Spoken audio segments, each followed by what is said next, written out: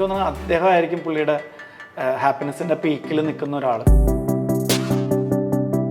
ആടുജീവിതമല്ലാതെ ഒരു biggest achievement എന്ന് തോന്നിയ പലരും ഇതേപോലെ സർവൈവൽ നടത്തിയിട്ടുണ്ട്, പലരും വന്നിട്ടുണ്ട്. പക്ഷെ എല്ലാവർക്കും വേണ്ടി സംസാരിക്കാൻ ദൈവമോ യൂണിവേഴ്സോ ആയിട്ട് കണ്ടെത്തിയ ഒരു നിമിത്തമാണ്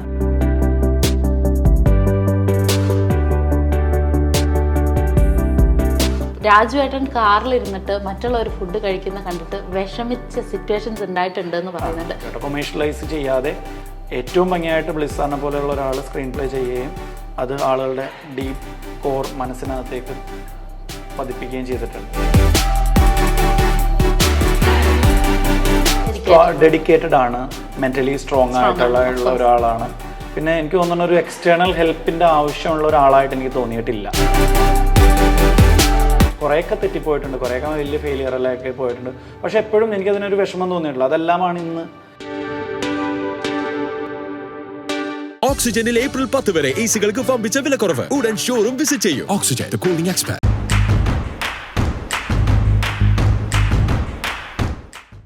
ആടുജീവിതം എന്ന് പറഞ്ഞ സിനിമയിലെ ഏറ്റവും കൂടുതൽ ഇപ്പോൾ ചർച്ച ചെയ്തുകൊണ്ടിരിക്കുന്നത് രാജുവേട്ടൻ്റെ ആ ഒരു ട്രാൻസ്ഫോർമേഷൻ ജേണി തന്നെയാണ്. അതിൽ ഏറ്റവും ബെസ്റ്റ് ആയിട്ടുള്ളൊരു വേർഷനും ഏറ്റവും മോശപ്പെട്ടൊരു വേർഷനും നമ്മൾ കണ്ടിട്ടുണ്ടായിരുന്നു. അതിന് വേണ്ടിയിട്ടുള്ള എല്ലാ ഹെൽപ്പും ചെയ്തു കൊടുത്തിട്ടുള്ളത് ഒരു പൃഥ്വിരാജ് സാറിൻ്റെ ഫിസിക്കൽ ട്രെയിനറായിട്ടുള്ള അജിത് ബാബു ചേട്ടനാണ്. അജിത് ചേട്ടനാണ് നമ്മളോടൊപ്പം ഇന്ന് ടോക്ക് ഷോയിലുള്ളത്. Welcome sir. Thank you. Welcome to our show.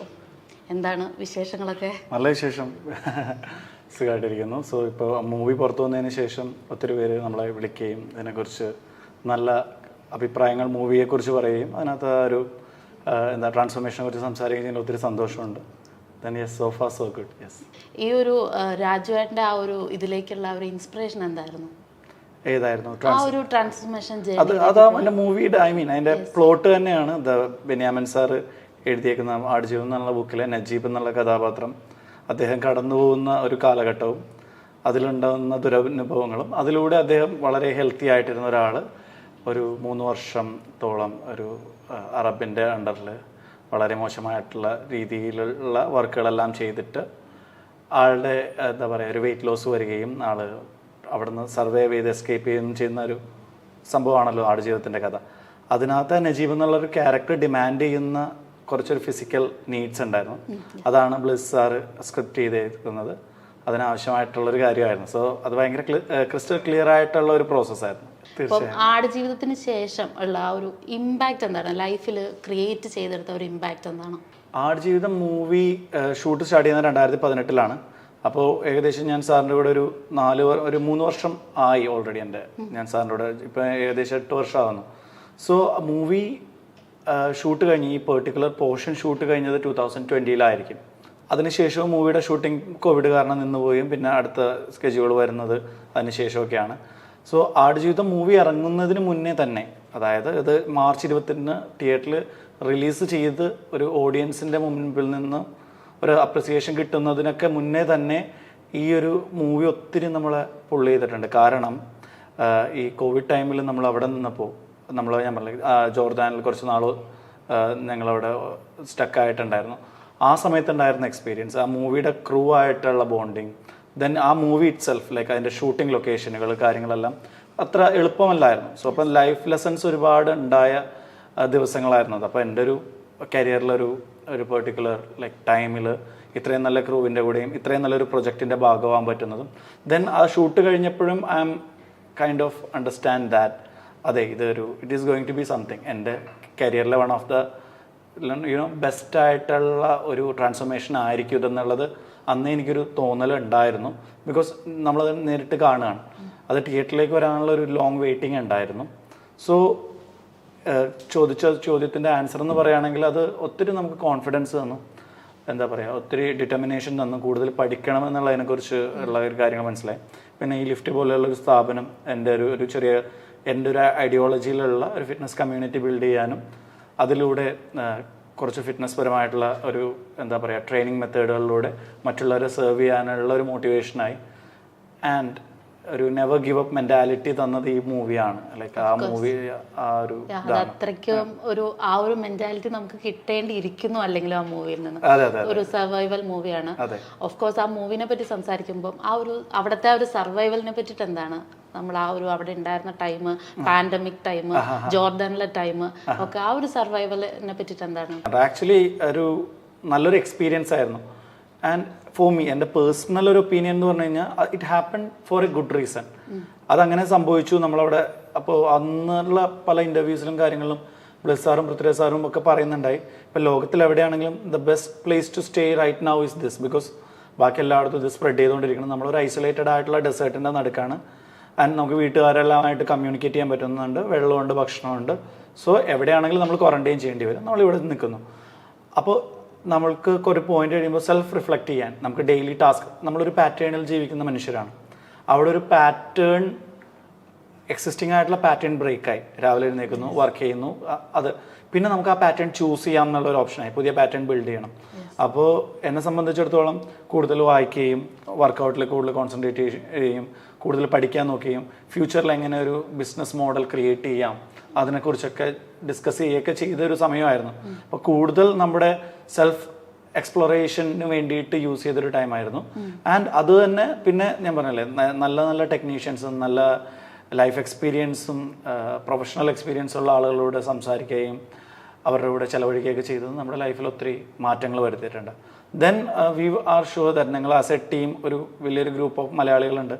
എന്തൊക്കെ വന്നാലും അത് ആ പാൻഡമിക് ഒന്ന് സബ്സൈഡ് ആകുമ്പോൾ നമ്മൾ തിരിച്ച് വീട്ടിലേക്ക് പോകുന്നുള്ള ഒരു വലിയൊരു വിശ്വാസം ഉണ്ടായിരുന്നു. ഒരുപാട് പേര് സപ്പോർട്ട് ചെയ്യുന്നുണ്ട്. സിനിമാ മേഖലകളിലും അല്ലാതെ ഉള്ളവരും ഇതിനെ സപ്പോർട്ട് ചെയ്തിട്ടുണ്ട്. സോ അതൊരു നല്ലൊരു ജേണി ആയിട്ടാണ് ഞാൻ അതിനൊരു പോസിറ്റീവായിട്ടേ കാണുന്നുള്ളൂ.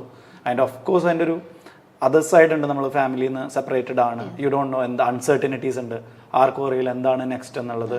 പിന്നെ ആ കൂട്ടത്തിൽ ഒരാൾക്ക് എന്തെങ്കിലും വന്നു കഴിഞ്ഞാൽ വീണ്ടും ഞങ്ങൾ സെപ്പറേറ്റഡ് ആവും. സോ അതിൻ്റെ ഒരു പോസിറ്റീവ് സൈഡ് മാത്രമേ ഞാൻ അന്നും ഇന്നും വിചാരിച്ചിട്ടുള്ളൂ. ആൻഡ് ടച്ച് വുഡ് ഇപ്പോൾ അത് ആ ഒരു കാലഘട്ടം എല്ലാവർക്കും മാറി, സിനിമ പുറത്തു വന്നു, അതിന് നല്ല റെസ്പോൺസ് ഉണ്ട്. സോ തിരിഞ്ഞു നോക്കുമ്പോൾ ഇറ്റ്സ് ഓക്കെ. അത് ആ ഒരു മൂവി ഈ ഒരു പ്രോസസ്സ് ചിലപ്പോൾ ഡിമാൻഡ് ചെയ്തിട്ടുണ്ടാവും. അതുകൊണ്ടാണ് നല്ലൊരു പ്രൊഡക്റ്റ് വന്നത്. ആ മൂവി സംഭവിച്ചത് പല നല്ലതിനും വേണ്ടിയിട്ട് തന്നെയാണെന്ന് വിശ്വസിക്കാം. അപ്പോൾ രാജുവേട്ടൻ്റെ ആ ഒരു ഫിസിക്കൽ ട്രാൻസ്ഫോർമേഷൻ അത് ഏതെങ്കിലും ഒരു പോയിന്റിൽ ഇറ്റ്സ് നോട്ട് ഗുഡ് എന്നുള്ളൊരു ഫീല് തോന്നിയിട്ടുണ്ടോ?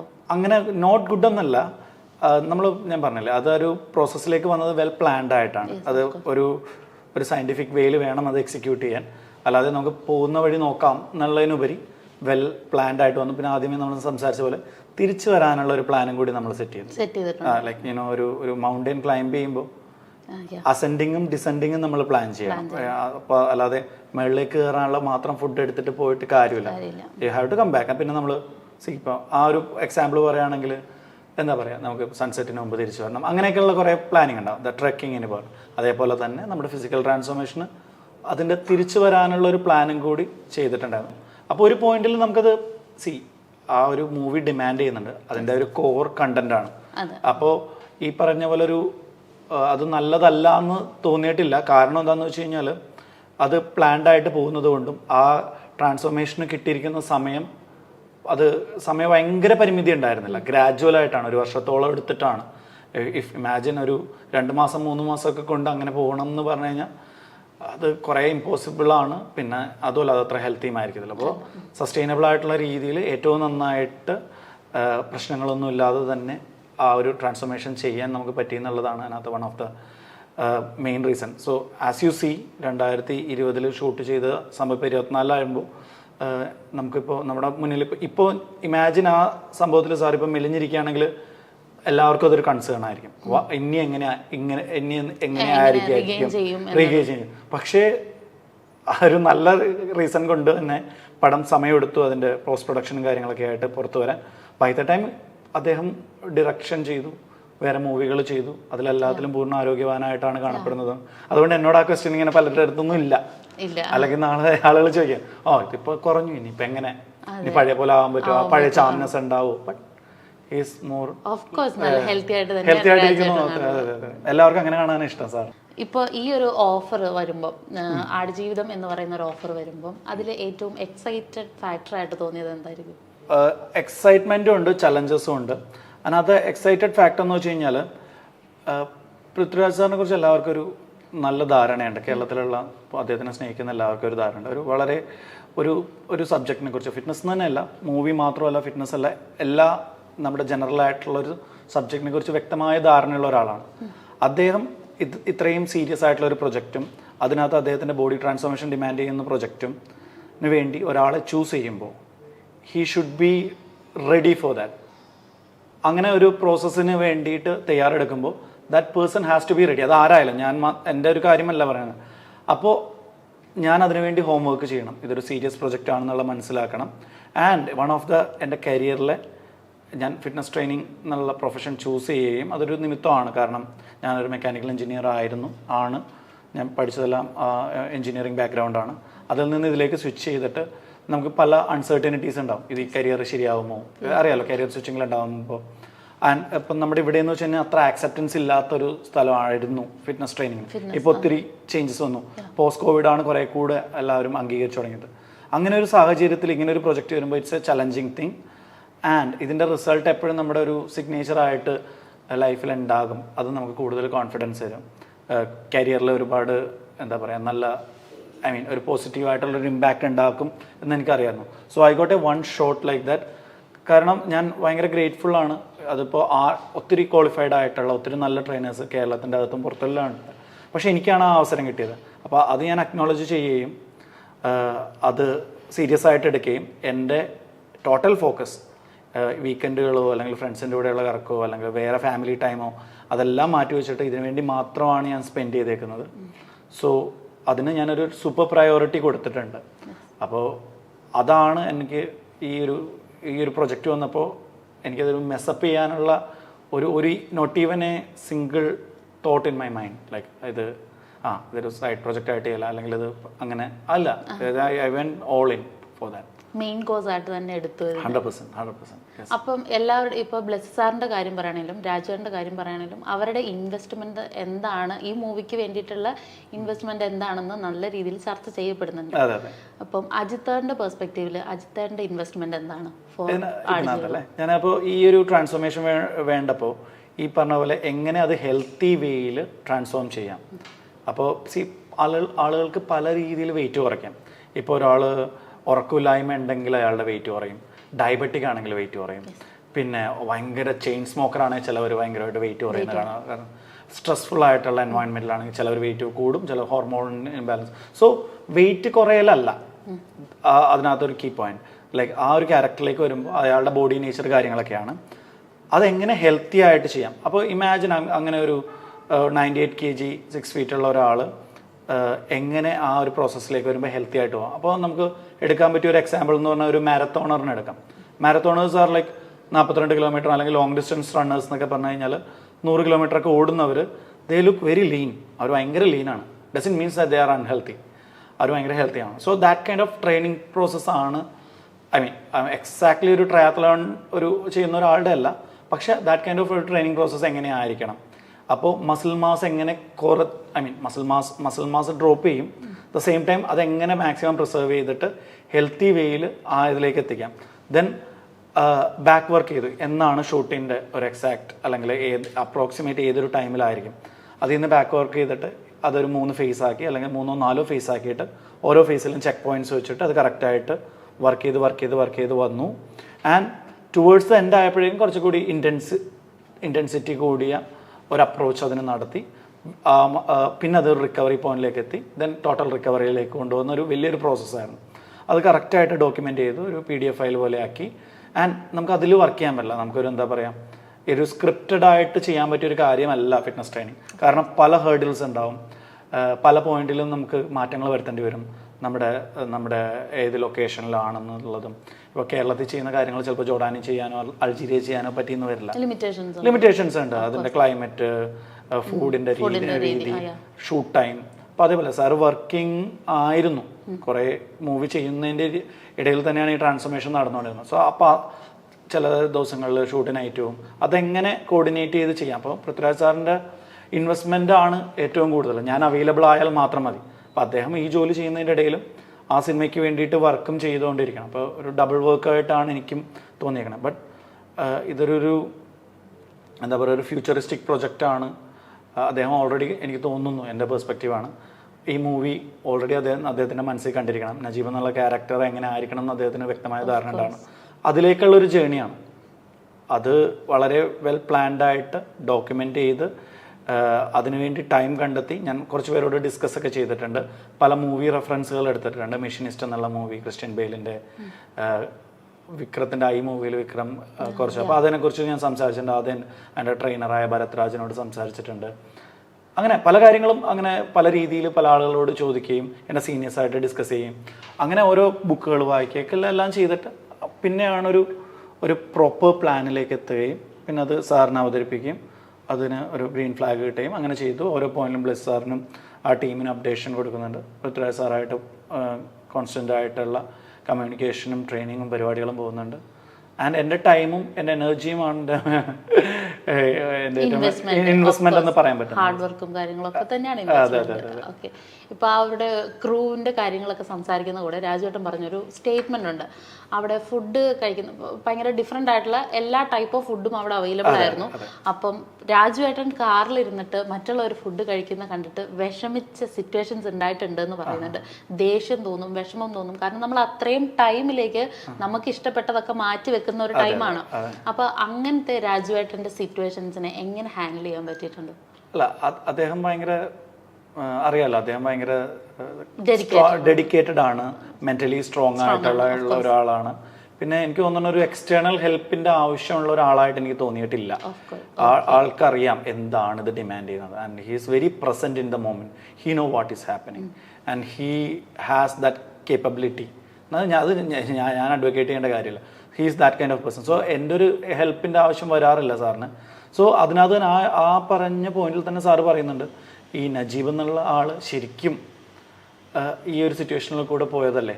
അത് അന്ന് ആ ഇന്റർവ്യൂവിൽ തന്നെ ഞാനത് കേട്ടാ. സാറ് പറയുന്നുണ്ട്, ഞാനിപ്പോൾ സാറിപ്പോൾ ഇറങ്ങി എവിടെയെങ്കിലും പോയി ഒരു ഭക്ഷണം എടുത്ത് കഴിക്കുകയോ അല്ലെങ്കിൽ ഞാൻ ഇന്ന് ഈ ചപ്പാത്തി അല്ലെങ്കിൽ ഇന്ന മീലാണ് ഞാൻ കഴിക്കാൻ പോകണമെന്ന് പറഞ്ഞാൽ ആരും സ്റ്റോപ്പ് ചെയ്യില്ല, ഞാനും സ്റ്റോപ്പ് ചെയ്യില്ല, ആരും സ്റ്റോപ്പ് ചെയ്യില്ല.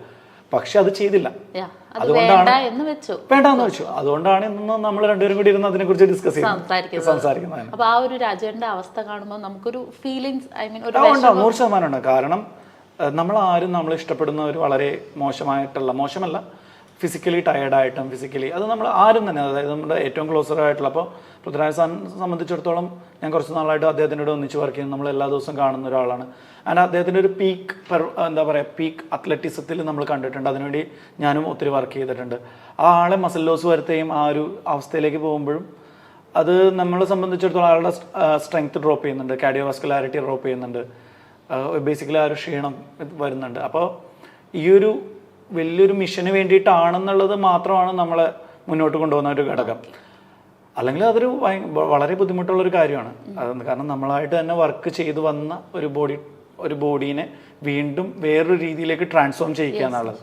അപ്പോൾ പക്ഷേ ഈ മൂവി ഇത് ഡിമാൻഡ് ചെയ്യുന്നത് കൊണ്ട് നമുക്ക് വേറെ ഓപ്ഷൻ ഇല്ല. ആൻഡ് എല്ലാവരും വർക്കിംഗ് ടുവേർഡ്സ് വൺ തിങ് ആണ്.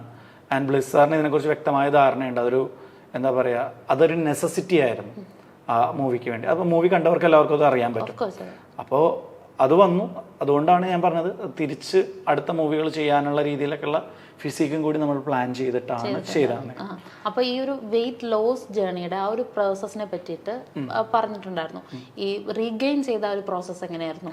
റീഗെയിൻ എന്ന് വെച്ച് കഴിഞ്ഞാൽ വീണ്ടും നമ്മുടെ സ്ട്രെങ്ത് ഡ്രോപ്പ് ആവും. അപ്പോൾ ഒരു 100 കിലോ ലിഫ്റ്റ് ചെയ്യാൻ പറ്റുന്ന, അല്ല 50 കിലോ ലിഫ്റ്റ് ചെയ്യാൻ പറ്റുന്ന ആളുടെ ബോഡി വെയിറ്റ് കുറയും, ബോഡി മസിൽ മാസ് കുറയും, ഫാറ്റും എല്ലാം കുറയുകയും ചെയ്യുമ്പോൾ ചിലപ്പോൾ അയാൾക്ക് 20 കിലോ ആയിരിക്കാം ലിഫ്റ്റ് ചെയ്യാൻ പറ്റുന്നത്. മനസ്സിലായില്ലേ? അപ്പം നമ്മൾ മെന്റലി എപ്പോഴും ഇന്നെ പ്ലേസ് വരും, ഞാനിത് ചെയ്തുകൊണ്ടിരുന്ന ആളാണെന്നാണ്. സോ വർക്കൗട്ട് പ്ലാൻ വീണ്ടും റീഅഡ്ജസ്റ്റ് ചെയ്തിട്ട് പ്രോഗ്രസീവ് ഓവർലോഡിങ് എന്ന് പറയും. ഇപ്പം എന്താണോ കപ്പാസിറ്റി അതിൻ്റെ ഒരു 60 to 70% അദ്ദേഹത്തിന് വീണ്ടും ട്രെയിനിങ് ചെയ്യിപ്പിച്ചു കൊണ്ടുവന്നിട്ട് പതിയെ ആ പ്രോഗ്രസീവായിട്ട് ആ മസിൽ മാസ് ഗെയിൻ ചെയ്യുന്ന രീതിയിൽ എക്സസൈസ് സ്കെഡ്യൂൾ ചെയ്യുകയും അതിനെ സപ്പോർട്ട് ചെയ്യാൻ വേണ്ടിയിട്ട് ഒരു ന്യൂട്രീഷൻ പ്ലാൻ, ഹൈ പ്രോട്ടീൻ ആയിട്ടുള്ള ഡയറ്റും കൂടുതൽ കാർബ്സ് ഒക്കെ ആഡ് ചെയ്തിട്ട് നല്ലൊരു ബാലൻസ്ഡ് ആയിട്ടുള്ള ഡയറ്റ് സെറ്റ് ചെയ്യും.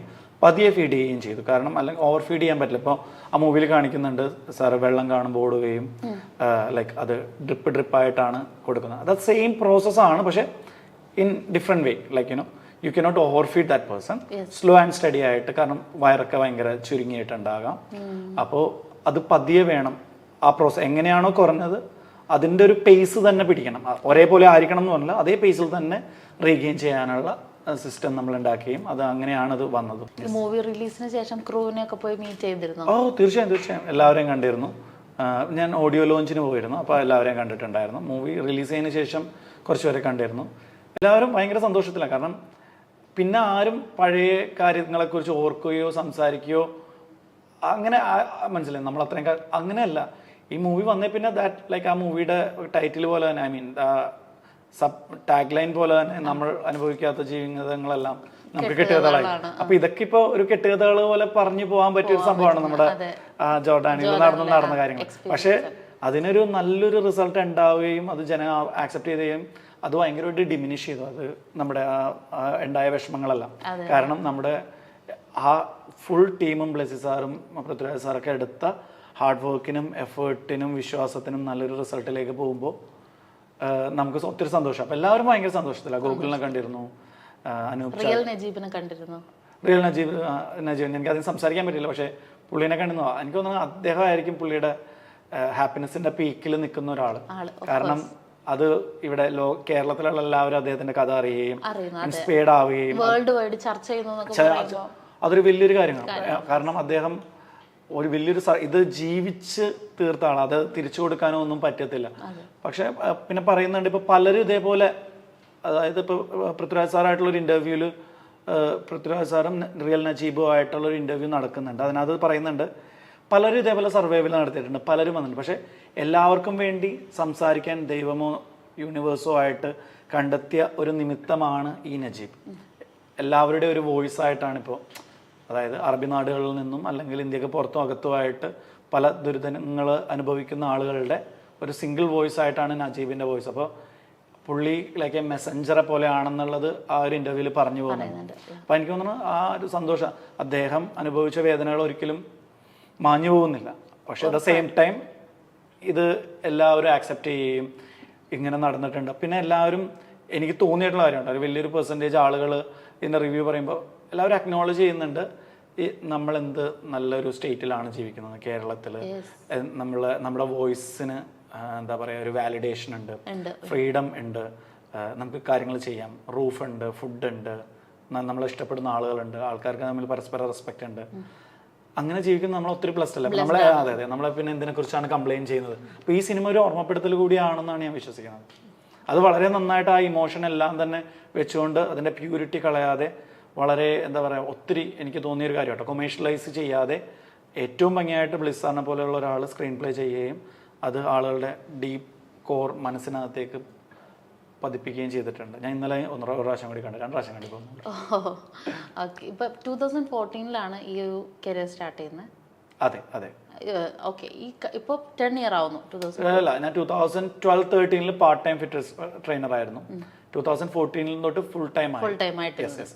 അപ്പൊ ഈ കഴിഞ്ഞു പോയ ഇത്രയും വർഷങ്ങളുടെ കാര്യം ഓർക്കുമ്പോൾ ആടുജീവിതമല്ലാതെ ഒരു ബിഗ്ഗസ്റ്റ് അച്ചീവ്മെന്റ് എന്ന് തോന്നിയ ഒരുപാടുണ്ട് കേട്ടോ. എനിക്ക് ഒത്തിരി ഉണ്ട്. കാരണം ഈ ഫിറ്റ്നസ് ട്രെയിനർ ആവണം എന്ന് തീരുമാനിക്കുകയും ഒരു നന്നായിട്ട് പോയിക്കൊണ്ടിരുന്ന ഒരു പൊസിഷനിലുള്ള ജോബ് ക്വിറ്റ് ചെയ്തിട്ട് അതിൻ്റെ 1/3 സാലറി മാത്രമുള്ള ഒരു ഫിറ്റ്നസ് ജോബ് തിരഞ്ഞെടുക്കുകയും സിവിൽ സർവീസിൻ്റെ പ്രിലിംസിന് വേണ്ടി പ്രിപ്പയർ ചെയ്യുക, അതൊക്കെ എനിക്ക് എൻ്റെ ഒരു അച്ചീവ്മെൻ്റ് ആയിട്ട്. കാരണം ഞാനെടുത്ത ഓരോ സ്റ്റെപ്പുകളും കുറേയൊക്കെ തെറ്റിപ്പോയിട്ടുണ്ട്, കുറേയൊക്കെ വലിയ ഫെയിലിയറിലൊക്കെ പോയിട്ടുണ്ട്. പക്ഷെ എപ്പോഴും എനിക്കതിനൊരു വിഷമം തോന്നിയിട്ടില്ല. അതെല്ലാമാണ് ഇന്ന് നമ്മളിന്ന് സംസാരിക്കാനോ അല്ലെ പല അച്ചീവ്മെൻറ്റിൻ്റെയും ഒരു കോർണർ സ്റ്റോൺ ആയേക്കുന്നത്.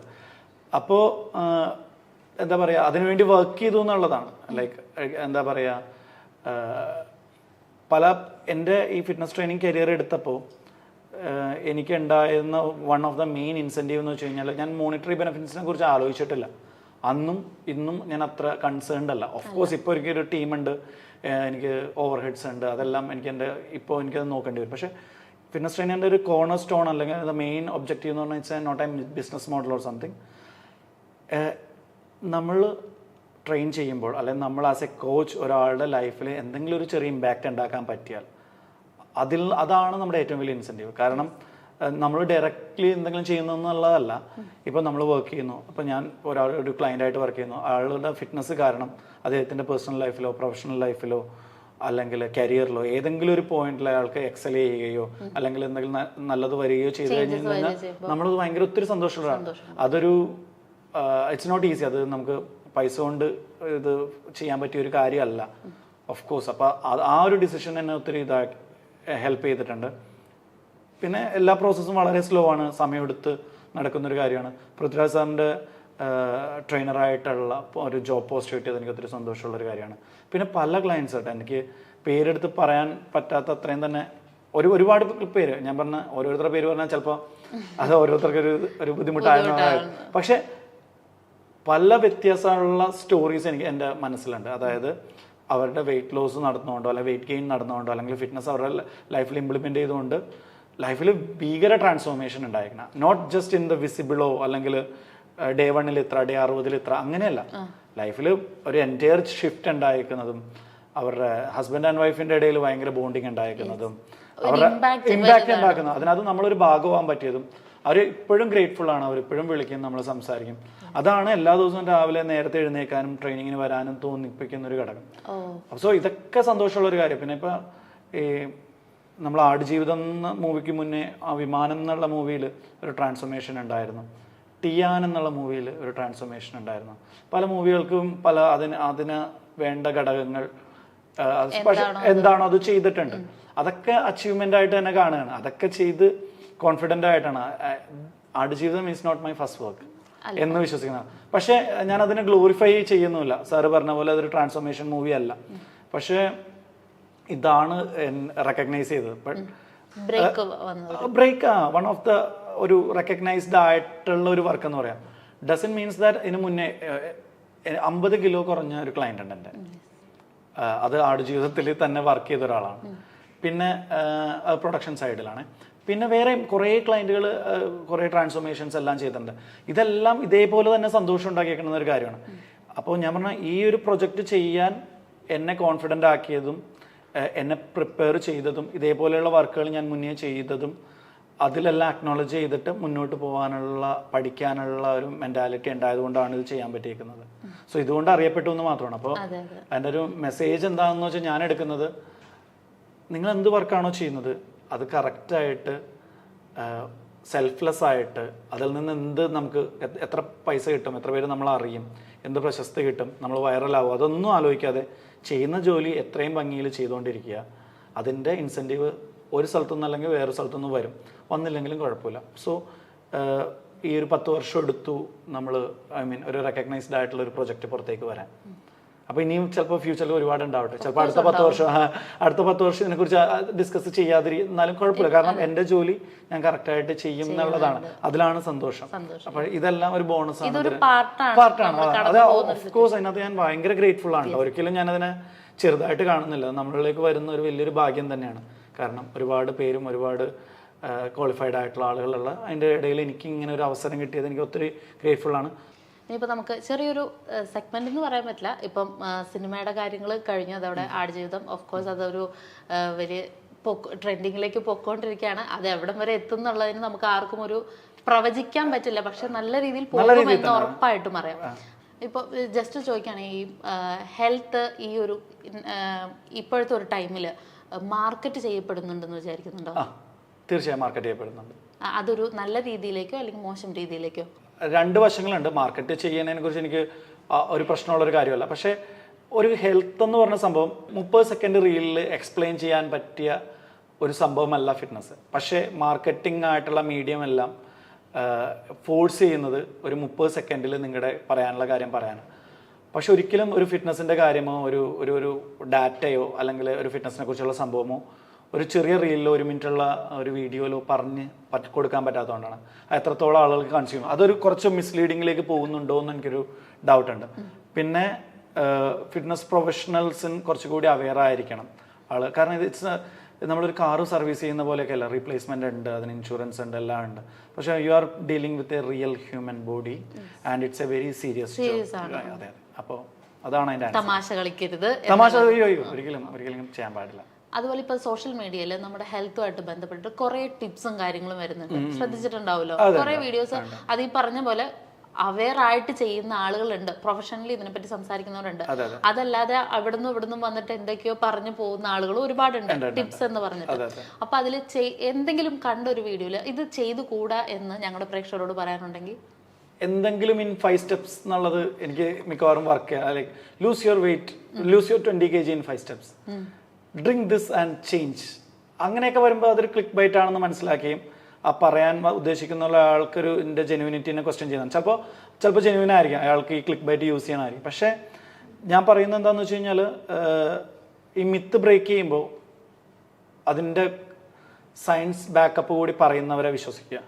അല്ലാതെ ഇത് എനിക്ക് വർക്കായി നിങ്ങൾക്ക് വർക്കാവുമോ അവിടെ ഇവിടെയും തൊടാതെ സംസാരിക്കുന്നവരോട് എനിക്കറിയത്തില്ല അത്. കാരണം ഇത് ചിലപ്പോൾ എനിക്ക് there is one size fit for all programme ഇല്ല. ഇപ്പോൾ സമീറൊക്കെ വർക്ക് ചെയ്യുന്ന പോലെ ആയിരിക്കില്ല എൻ്റെ ബോഡി വർക്ക് ചെയ്യുന്നത്, വേറൊരാളുടെ ഡിഫറെൻ്റ് ആയിരിക്കും. സോ ഇതാണ് ചെയ്യേണ്ടത്, ഇത് ചെയ്താൽ കുറയും അങ്ങനെയൊക്കെ പറയുന്നത് എനിക്ക് അതിനോട് വിശ്വാസക്കുറവുണ്ട്. ഇന്നൊരു പെർട്ടിക്കുലർ ഫ്രൂട്ടോ അല്ലെങ്കിൽ ഇന്നൊരു പെർട്ടിക്കുലർ ഡ്രിങ്കോ കാരണം നമുക്ക് വ്യത്യാസം വരും. അത് ഈ പ്രൊഡക്റ്റാണ് ഞാൻ യൂസ് ചെയ്യുന്നത്, നിങ്ങളിത് യൂസ് ചെയ്യണം, കൂപ്പൺ കോഡ് ഇതാണ്, അതിനോടും എനിക്ക് വിശ്വാസമില്ല. കാരണം ആ ആൾ എത്ര നാളത് യൂസ് ചെയ്തിട്ടുണ്ടെന്നുള്ള അറിയില്ല. കാരണം അതിൽ അയാൾക്കൊരു റിസൾട്ട് വരണമെങ്കിൽ എത്ര പെർസെൻറ്റേജ് ഓഫ് എത്ര ടൈം സ്പാനിൽ അയാളത് യൂസ് ചെയ്യണം എന്നില്ലേ. അപ്പോൾ അതിനോടൊക്കെ എനിക്ക് വിയോജിപ്പുണ്ട്. എന്നെയൊക്കെ സംബന്ധിച്ചാണെങ്കിൽ എനിക്ക് ഹെൽത്ത് ഓറിയന്റഡ് ആവണമെന്ന് നല്ല ആഗ്രഹവും കൂടെ നല്ലപോലെ മടിയുള്ള ഒരാളാണ്. അങ്ങനെ മടിയുള്ളവർക്ക് വേണ്ടിയിട്ടുള്ള, അതായത് മടി മാറ്റാനോ അങ്ങനെ എന്തെങ്കിലും പറയാൻ പറ്റുമോ? മടി മാറ്റാന്ന് വെച്ചാൽ നിങ്ങളുടെ പ്രയോറിറ്റി എന്താണെന്ന് മനസ്സിലാക്കണം. ഇപ്പം ഇന്നൊരാൾ വിളിച്ചു പറഞ്ഞാൽ ആള് എപ്പോഴും ഞാൻ കാണുമ്പോൾ വർക്കൗട്ട് ചെയ്യണം എന്നൊക്കെ പറയുന്ന ഒരാളാണ്. അവർ പറ്റത്തില്ല, മടി എൻ്റെ വർക്ക്. പക്ഷെ ഇന്നാൾ എന്നെ ഇങ്ങോട്ട് വിളിക്കുകയും ഞാൻ ഫോർട്ട് കൊച്ചിയിലുണ്ടെന്ന് പറയുകയും അപ്പോൾ ഞാൻ പറഞ്ഞു അവിടെ അടുത്ത് എവിടെയെങ്കിലും ഇല്ല, ഞാൻ ഇവിടെ വരാം വർക്കൗട്ട് ചെയ്യാം. അപ്പോൾ എന്താണെന്ന് വെച്ച് കഴിഞ്ഞാൽ ഈ ഡയബറ്റിക്കായി. സോ എന്തിനാണ് അതിനു വേണ്ടി വെയിറ്റ് ചെയ്യുന്നത്? അത് ഇപ്പം നമ്മുടെ സിറ്റുവേഷൻ എല്ലാം നന്നായിട്ട് ഇരിക്കുകയും നമുക്കിപ്പോൾ ഒരു പ്രയോറിറ്റി വേറെ പല കാര്യങ്ങൾക്കായിട്ട് ആയതുകൊണ്ട് നമ്മളത് ചെയ്യാതിരിക്കും. പക്ഷേ എന്തെങ്കിലും ഒരു എന്താ പറയുക, എന്തെങ്കിലും തെറ്റായ രീതിയിൽ പോവുകയും നമ്മുടെ ഹെൽത്തിനെ ബുദ്ധിമുട്ടുകയും ചെയ്യുമ്പോഴല്ല ഇത് തുടങ്ങേണ്ടത്. അല്ലെങ്കിൽ എൻ്റെ ഒരു കല്യാണം വരുന്നുണ്ട്, അല്ലെങ്കിൽ ഇന്ന ഇവൻറ്റിൽ ഞാൻ റെഡി ആയിരിക്കണം, അങ്ങനെയൊക്കെ, അല്ലെങ്കിൽ ആരെങ്കിലും നമ്മളെ ബോഡി ഷെയിം ചെയ്യുന്നു, അങ്ങനെ മോട്ടിവേറ്റ് ചെയ്യേണ്ട ഒരു കാര്യമല്ല. ഇതൊരു പ്രയോറിറ്റി ആയിട്ട് വെക്കണം. അതായത് ഒരു പെർട്ടിക്കുലർ ഇതിന് വേണ്ടിയിട്ട് നമ്മൾ ഇതിനെ ബേസ് ചെയ്യാതെ മൊത്തത്തിൽ ഒരു day to day life, daily life എന്നുള്ള രീതിയിൽ പോകാൻ പറ്റും. അതെ, നമുക്കിപ്പോൾ ബ്രഷ് ചെയ്യാൻ മടിയില്ലല്ലോ, ഇല്ല. അല്ല, അതേപോലെ തന്നെ ആവണം ഇതും. കാരണം ഇതൊരു നെസസിറ്റിയാണ്. അപ്പോൾ കാരണം നമുക്കറിയാം, നമ്മൾ ഇന്ന് ബ്രഷ് ചെയ്യാതെ പുറത്തിറങ്ങി കഴിഞ്ഞ് കഴിഞ്ഞാൽ അതിൻ്റെതായിട്ടുള്ള ബുദ്ധിമുട്ടുകൾ മനസ്സിലായോ? അതല്ല ഒരു ഞായറാഴ്ച ദിവസം ഉച്ചവരെ ബ്രഷ് ചെയ്യാതെ ഇരുന്ന് നമ്മൾ ഭക്ഷണമൊക്കെ കഴിച്ച് മറന്നില്ല. ഈ ഒരു ഫിറ്റ്നസിൻ്റെ കാര്യത്തിലേക്ക് വരുമ്പോൾ ഇത് ഇൻസ്റ്റൻറ്റ് ഗ്രാറ്റിഫിക്കേഷൻ ഇല്ല, മനസ്സിലായോ? നമ്മൾ ഇന്ന് ചെയ്തില്ലെങ്കിൽ പെട്ടെന്ന് പ്രശ്നങ്ങളില്ല, ഇന്ന് ചെയ്ത് കഴിഞ്ഞാൽ പെട്ടെന്ന് റിസൾട്ടും ഇല്ല. പക്ഷേ നമ്മളിത് ഈ ഒരു ഇൻസ്റ്റൻറ്റ് ഗ്രാറ്റിഫിക്കേഷൻ ഇല്ലാത്തത് കൊണ്ട് നമ്മളിത് ഇങ്ങനെ പുഷ് ചെയ്ത് വെക്കാൻ ചാൻസസ് ഉള്ളൊരു സംഭവം. പക്ഷേ ഇന്ന് ചെയ്ത് കഴിഞ്ഞ് കഴിഞ്ഞാൽ അതിൻ്റെ റിസൾട്ട് അതിൻ്റെ ബൈ പ്രോഡക്ട്സ് ആയിട്ട് പയ്യെ വരും. അപ്പോൾ അത് അക്നോളജ് ചെയ്യുക, അത് ചെയ്യുക എന്നുള്ളതാണ്. മടി നമ്മുടെ ഒരു പ്രയോറിറ്റി കണ്ടെത്തുക, നമ്മുടെ പാറ്റേൺ ചൂസ് ചെയ്യുക, നമ്മളെങ്ങനെയാണ് ഷോക്കേസ് ചെയ്യുന്നത് എന്നുള്ളത് നമ്മൾ മനസ്സിലാക്കി വെക്കുക. സെൽഫ് റെസ്പെക്റ്റ് ആണ്, നമുക്ക് നമ്മളോടുള്ള ഒരു റെസ്പെക്റ്റ് ആണ്. കാരണം പറയുന്നുണ്ട് നമ്മുടെ ബോഡിയാണ് നമ്മുടെ ജിമ്മും, this is the only thing where you live. അപ്പോൾ അത് ഏറ്റവും നന്നായിട്ട് പ്രൊട്ടക്ട് ചെയ്യുക. നിങ്ങളുടെ വീട് പോലെയും നിങ്ങളുടെ ഏറ്റവും ഇഷ്ടമുള്ളൊരു സംഭവമായിട്ട് അതിനെ കീപ്പ് ചെയ്ത് കഴിഞ്ഞ് കഴിഞ്ഞാൽ it start giving U everything. ഇപ്പോൾ ഈ ഫിറ്റ്നസ് അല്ലെങ്കിൽ ഹെൽത്ത് എന്ന് പറയുന്ന സമയം ഹെൽത്ത് നോക്കുന്ന അല്ലെങ്കിൽ ഇപ്പം ജിമ്മിൽ വരിക, വർക്കൗട്ട് ചെയ്യാന്നൊക്കെ പറയുന്നത് കഷ്ടപ്പെട്ട് ചെയ്യാതെ ഇഷ്ടപ്പെട്ട് ചെയ്യാനുള്ള എന്തെങ്കിലും ഒരു ടിപ്പുണ്ടോ? അതിനെന്ത് ടിപ്പാ പറയാ? ഞാൻ പറഞ്ഞേ, അപ്പോൾ ഞാൻ മറ്റേ ടിപ്പ് കൊടുക്കുന്ന ആളാവും. ഇല്ല, ഇതെന്ന് വെച്ചാൽ സ്റ്റാർട്ട് ചെയ്യണം, എന്നാലേ അത് മനസ്സിലാവുള്ളൂ. കാരണം എന്താണെന്ന് വെച്ച് കഴിഞ്ഞാൽ എല്ലാവർക്കും പറയുന്ന ഞാനൊരു എക്സാമ്പിൾ ഉണ്ട്. അതായത് ഇത് എക്സ്പീരിയൻസ് ചെയ്യാത്ത ആൾ, അതായത് ഒരു ഫിറ്റ്നസിൻ്റെ പീക്ക് അത്ലറ്റിസം അല്ലെങ്കിൽ ആ ഫിറ്റ്നസിൻ്റെ ഒരു ഇൻസെൻറ്റീവ് ഉണ്ടല്ലോ, അത് എക്സ്പീരിയൻസ് ചെയ്യാത്ത ആളോട് ഇത് പറഞ്ഞാൽ മനസ്സിലാവില്ല. അത് സെയിം ആസ് നമ്മളിപ്പോൾ ഒരു ഭയങ്കര തണുപ്പുള്ളൊരു കൺട്രിയാണെന്ന് വിചാരിക്കും. ഒരു അന്റാർട്ടിക്കയിൽ ഒരു പോയിന്റിൽ അയാൾ തീ കണ്ടിട്ടില്ല, ഫയർ എന്ന് പറഞ്ഞ സംഭവം അറിയത്തില്ല. സോ ഇപ്പോൾ സമീർ എന്നിട്ട് അയാളോട് പറയണേ ഇങ്ങനെ ഒരു സംഭവം ഉണ്ട്, തീ എന്ന് പറഞ്ഞു കഴിഞ്ഞാൽ ഓറഞ്ച് കളറൊക്കെയാണ്, തൊട്ടാ പൊള്ളും, ചൂടായിരിക്കും എന്നൊക്കെ പറഞ്ഞു കഴിഞ്ഞാൽ അയാൾക്കൊരു ഐഡിയ ഉണ്ടാവില്ല. അയാളത് കത്തിച്ചത് കണ്ടത് ടച്ച് ചെയ്ത് ആ എക്സ്പീരിയൻസ് ചെയ്യണം. സോ അപ്പോഴാണ്. അപ്പോൾ ഇത് എക്സ്പീരിയൻസ് വൺസ് ചെയ്ത് കഴിഞ്ഞാൽ you can't go back. Like നിങ്ങളതും ഓർത്തിരിക്കും. ദ സെയിം വേ നമ്മളിപ്പോൾ ഒരു 5G ആണ് ഇപ്പോൾ ഫോണിലെല്ലാം വരുന്നത്. ഇൻ്റർനെറ്റ് ഭയങ്കര ഫാസ്റ്റാണ്, മൂവി എല്ലാം പെട്ടെന്ന് ഡൗൺലോഡ് ആവുന്നു, എല്ലാം പെട്ടെന്ന് കാണുന്നു, നമ്മുടെ മെസ്സേജ് പെട്ടെന്ന് റീച്ച് ചെയ്യുന്നു. നമ്മൾ GPRSഉം 2G ഉപയോഗിച്ചൊരു കാലം ഉണ്ടായിരുന്നു. സോ നമ്മുടെ ഹെൽത്ത് 2Gയിലായിട്ട് ഇരിക്കുമ്പോൾ നമുക്ക് 5G എന്താണെന്ന് അറിയത്തില്ലായിരുന്നു. പക്ഷേ 5G വൺസ് അച്ചീവ് ചെയ്തിട്ട് പിന്നെ 2Gയിലേക്ക് പോയി കഴിഞ്ഞാൽ നമുക്ക് മനസ്സിലാവും നമ്മുടെ മൊത്തം പ്രോസസ്സ് സ്ലോ ആവും, കാര്യങ്ങൾ വേഗം നടക്കത്തില്ല, നമ്മൾ കംഫർട്ടബിൾ ആയിക്കത്തില്ല. എപ്പോഴും 5Gയിലേക്ക് അപ്ഡേറ്റ് ചെയ്യാൻ ശ്രമിച്ചുകൊണ്ടിരിക്കുക. സോ അത് ഇഷ്ടപ്പെട്ട് ചെയ്താൽ മാത്രമേ 5Gയിലേക്ക് നമ്മുടെ അപ്ഡേഷൻ നടക്കൂ. വെയിറ്റ് ലോസ് ചെയ്യാനായിട്ട് വലിയൊരു വെയിറ്റ് ലോസ് ചെയ്യാനായിട്ട് ആഗ്രഹിക്കുന്ന ആൾക്കുള്ള ഒരു ബെസ്റ്റ് ഡയറ്റ് എന്തായിരിക്കും, ഡയറ്റ് മെത്തേഡ്? ഞാൻ പറഞ്ഞില്ല, ആദ്യം പറഞ്ഞ പോലെ പല ഒരു ബോഡി ഡിഫറെൻ്റ് ആണ്. അപ്പോൾ അത് വെച്ചിട്ട് നമ്മൾ ആളുടെ എന്താണ് നേച്ചർ ഓഫ് ദ ബോഡി, ആളുടെ കറണ്ട് സിറ്റുവേഷൻ എത്രയാണ് അതിൻ്റെ വെയിറ്റ്, എന്നിട്ട് ആളുടെ ബേസൽ മെറ്റബോളിക് റേറ്റ് എന്ന് പറയും, അത് എത്രയാണെന്ന് അറിയണം. അത് വെച്ചിട്ടൊരു ഡയറ്റ് പ്ലാൻ ക്രിയേറ്റ് ചെയ്യണം. ഇപ്പോൾ 2000 കാലറി ബേസൽ മെറ്റബോളിക് റേറ്റ് ഉള്ള ഒരാൾ ആണെങ്കിൽ ചിലപ്പോൾ ഒരു 1500 കാലറിയിലൊക്കെ ആയിരിക്കും സെറ്റ് ചെയ്യുന്നത്. അപ്പോൾ ഡിപ്പെൻഡ്സ് അപ്പോൺ പീപ്പിൾ. പിന്നെ ആളുടെ ജോബ് നേച്ചർ, ആളുടെ സ്ലീപ്പ് സൈക്കിള്, ആളുടെ ഹെൽത്ത് കണ്ടീഷൻസ്, ഇഞ്ചുറി, അതങ്ങനെ ഒരു പ്രോപ്പർ അസസ്മെൻ്റ് എടുത്തിട്ടാണ് ചെയ്യുന്നത്.